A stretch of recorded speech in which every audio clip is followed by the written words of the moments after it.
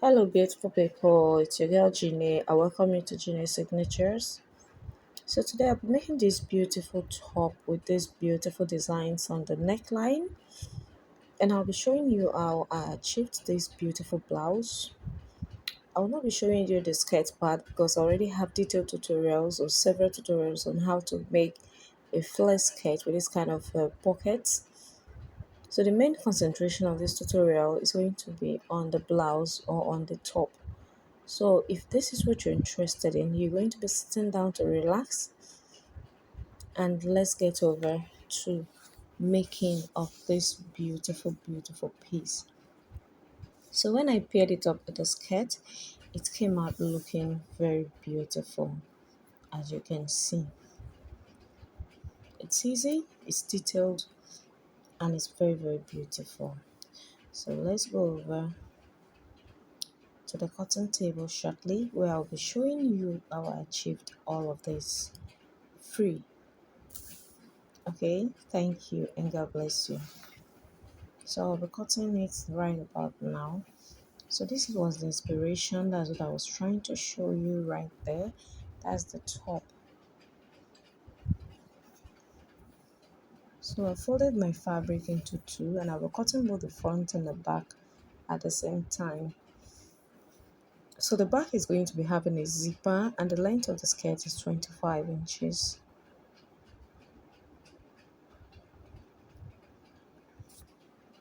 So the first thing I'm going to do is divide the shoulder measurement by 2, which was 8 inches, and then I came down by 1 inch for my shoulder slope. And then for the neck width, I'll be making use of 3 inches. So I'll be slanting my shoulder like so.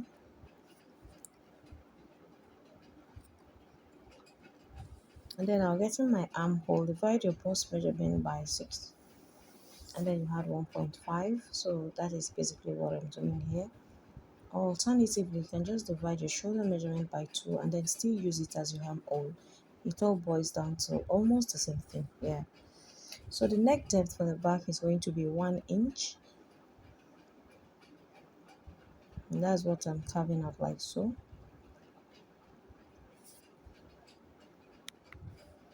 And then the neck depth for the front, I'll be making use of 4 inches. It's not going to be too deep as you saw on the thumbnail. It was just sitting on the collarbone of the model.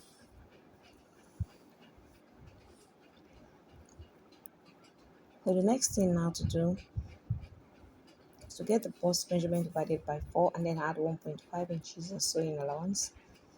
And then I'll be getting the midpoint of the armhole and then come in by half an inch, just like drafting a basic bodice. That is basically what I'm doing right about now.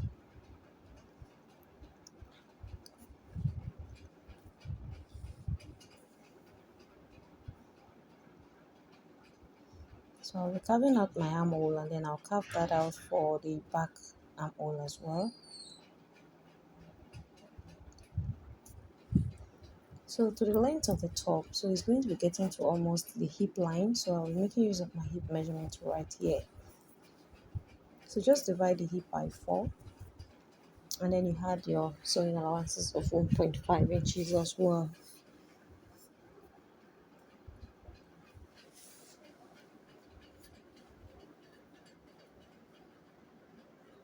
And then you connect from your bust to your hip line like so.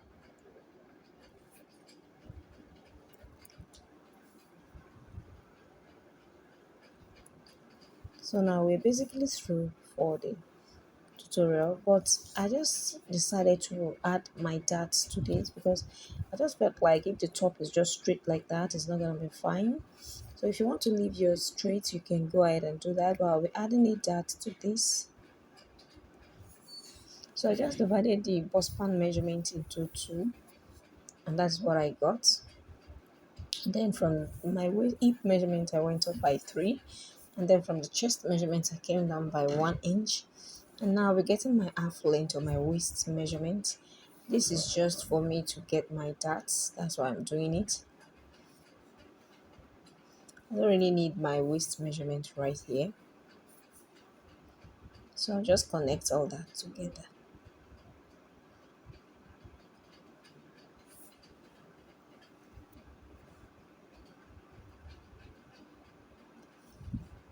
So those are the darts I'm trying to get. So this is the dart. So this dart is going to be giving it fitting around the waist area. It won't just be like straight top.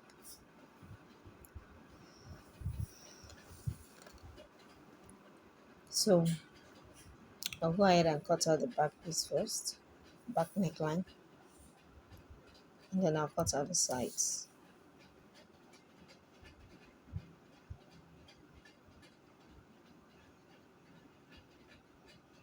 Then the back armhole,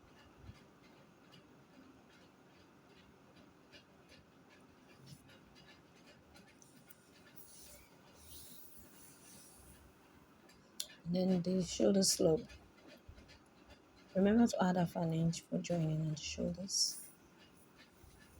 And so this is what we have. So I'll separate these two so that I'll adjust the neckline and the armhole for the front.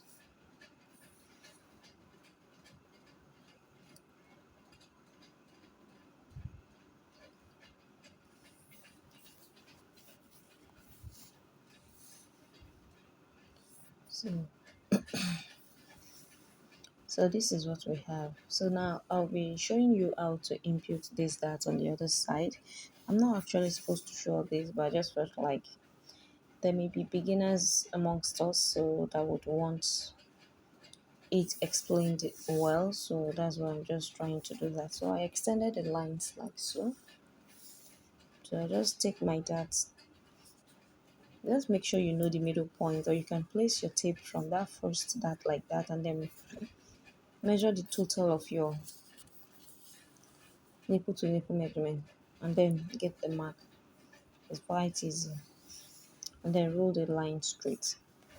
So for example, if the nipple to nipple is 8, so from that first point, when you place your tape and bring it across here, make sure you are getting 8 inches. That's all.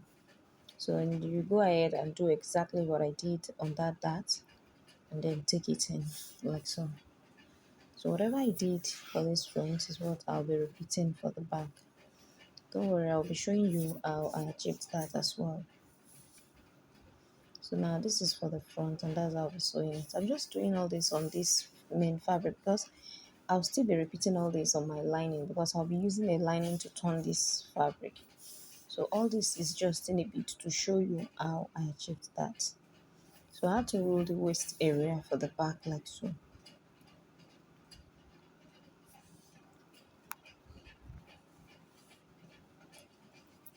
So whatever I did in the front, I'll be repeating here as well.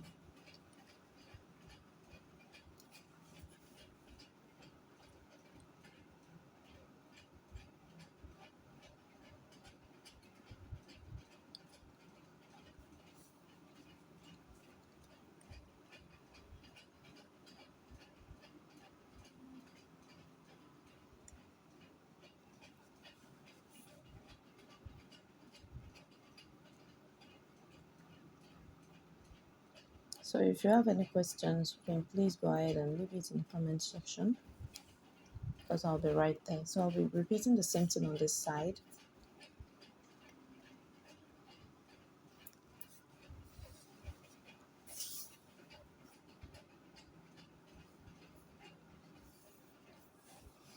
So now remember, when you're doing for this side, remember that you have a zipper allowance.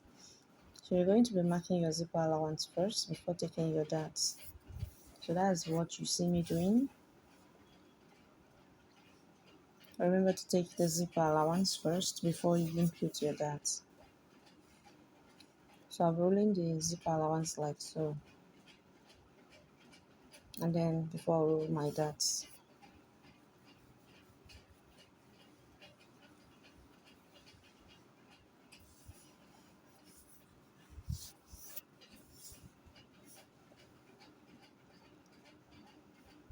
So it's quite easy.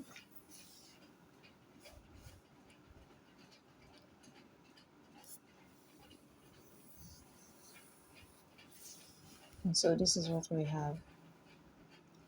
In order to avoid zipper bulginess, just go in by half an inch on your waistline and then slant it up and then slant it up and down like so. just to remove zipper bulginess, and then we are good to go. So I'm going to be cutting that out.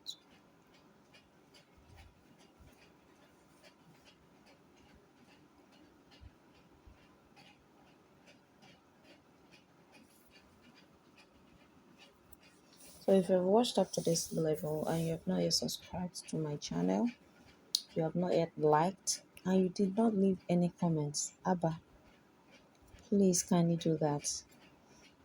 Subscribing is totally free. Leaving comments is totally free. Even giving likes is equally free. So please kindly do all that. Thank you. So we're through with all this, and then I'll be setting that aside. So the next thing for me to do is to cut out the facing that I'll be using to do that pattern in the front. I told you it's going to be having a lining, but I need this pattern, this facing, to serve as a base for the design that I did in the front. So I'll just go ahead and then cut out the facing. We all know how to cut out the facing, right? Just fold your fabric into two, and then place your fabric, the already cut out fabric, on top, and then cut out exactly the same neckline as you have. And then for the length of the facing, you're going to be determining how you want it to be. If it's going to be square, circle, or any shape of your choice. So this is the neckline. So I'll be going ahead to get the length that I want, because this is too long and this is not even the shape. So at first I marked for 4 inches all the way around, but later I reduced it to 3.5 inches because I felt like the 4 inches was too long.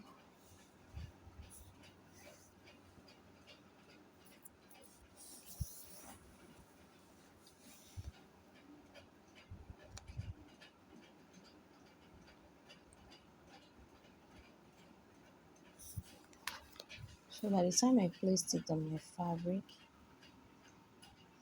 it was too long, as you can see. So I decided to reduce it.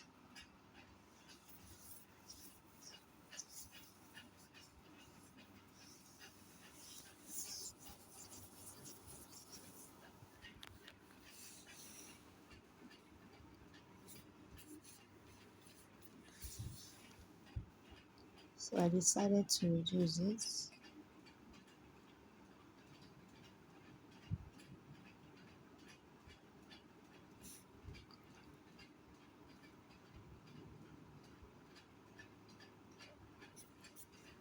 So to this facing, I'll be ironing stay, and then for the allowance at the lower part, I folded in half an inch all the way around.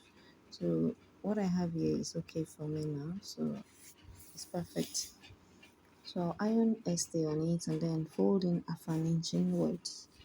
So when I want to sew it, I'll sandwich it in between my lining and this in this facing. The facing is going to be on the right side of the fabric, not on the wrong side. The wrong side is going to be having the lining. I intended using these things that I bought to adorn the neckline, but when I zoomed in the picture very well, I saw that it was not what they used. So I discarded this. I didn't use it again. That's when I used the pearls and then the stones, and it came out looking very beautiful, as you already saw on the thumbnail. So as at this point, I've gone ahead to taking my dart, and then I flipped my, you can see the lining on the reverse side, and then the facing is facing the right side of the fabric. So this is the wrong side, and then this is the right side. So you can see I've taken in my darts, and this is the neckline. So it's on that facing that I'll be doing everything I want to do. So like I told you, I intended using this, but I changed my mind. Thank God I changed my mind, because this was not giving what I actually wanted. So I just checked and I saw that I had some pearls and then I had original stones. So I decided to go for that, and it came out looking beautiful.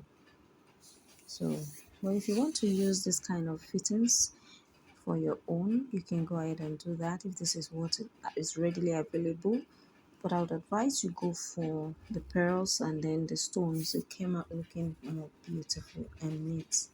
I'll be showing you what I used in achieving all that later on as we progress.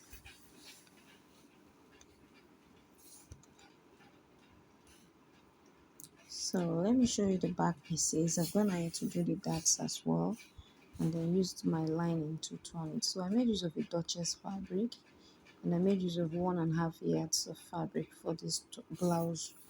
So this is what I later used. You can see it. I used it. They are pearls. I think they are pearls here, but flat pearls. So I went ahead to do it, and you can see I used the pearls, and then I used original stones to adorn it. This is my stone machine that I used to fix the stones, and then I'll show you what I used in fixing the pearls. I made use of a glue gun. So this is what I use. You just plug and then you put your candle and then you're going to be using it. So those are the two things that I used to achieve that on the neckline area. So that's how you see it looking beautiful and neat. So the next thing for me to do now is to join my fabric on the shoulders. Join it by 1/2 inch and then fix my zipper and then fold the lower part, and then I'll be back to show you how to sew the sleeves. So you can see I've gone ahead to close my top or my blouse, and this is how it looks. And so the next thing for us to do now is to cut out the sleeves. So for the sleeves, I'll just fold my fabric into two or into four, I beg your pardon. I'll be folding into four because I want to cut the two sleeves at the same time. So here I have 20.5 inches in length, and then for the width I have about 15 inches. So I'll just come down by 5 inches for my cap side, and then I'll draw an inverted S curve to meet that, just to get my armhole curve. And then for the round sleeve, whatever your round sleeve is, please kindly double, because you're going to be gathering that point to fit into the band. At the upper part as well, you're not going to be using your exact armhole, you're going to be multiplying that depending on the volume of fabric you have, because you're going to be equally gathering it at the upper part as well. So I'm going ahead to cut this out, as you can see.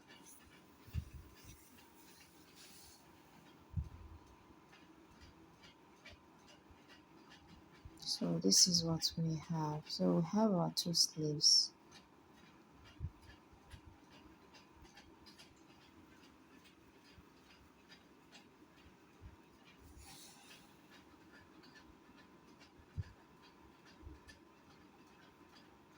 So I'll go ahead and cut out the band.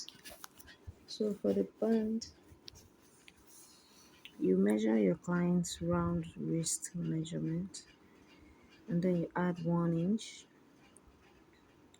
So you're going to be folding like this, and then you fold up by this side.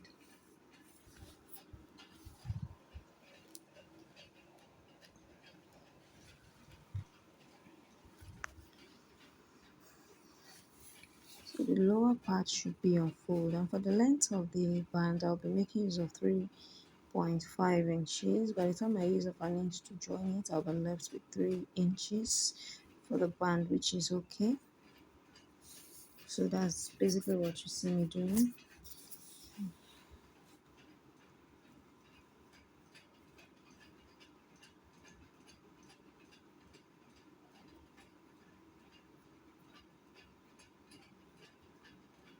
I'll fold again to cut out the second band.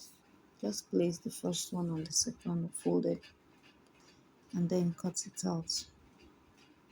So I'll be ironing ST on this as well. You can use any interfacing of your choice, because it's going to be a band. It has to be strong around that area, because we're going to be adorning it with some beautiful trimmings as well.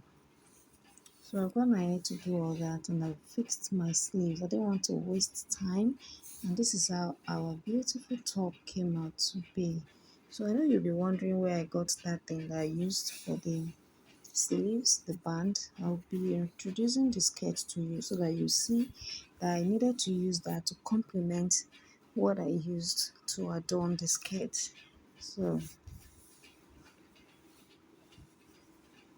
as you can see, this is the skirt. So you can see that it's the same design that is on the skirt that is on the sleeves. So that was why it came out like that. So I believe you enjoyed watching this tutorial. Thank you all for helping with the channel. I look forward to making another beautiful tutorial. So like I always say, this is Jeannie's Signatures and I will be signing out. Thank you all and God bless you. See you on my next tutorial. Ciao.